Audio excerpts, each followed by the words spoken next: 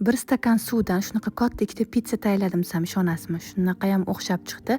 Albatta videoni oxirigacha ko'ring. Iliqdan sal issiq suvimizni idishga solamiz. 1 choy qoshiqda tuz, shakar, 1 osh qoshiqda droji, o'simlik yoki olivka yog'ini yaxshilab aralashtirib, un solib, yumshoqqina xamir qorishni boshlaymiz va xamirimizni oshirishga olib qo'yamiz. Oshib chiqqan xamirimizni ikkita zuvalachalarga bo'lib, unlab, xuddi shunaqa videoda ko'rsatilgandek qilib yoyib olamiz. Xamir ustidan kechuplarimizni surtib, kolbasa va eriydigan sirlarimizni solib duxovkaga 200 daqiqaga yuboramiz. Bu orada ikkinchi xilini ham tayyorladik. Sosiskani chetlariga shunaqa aylantirib yopishtirib chiqib, xuddi videoda ko'rsatilgandek qilib kesib, burab chiqamiz.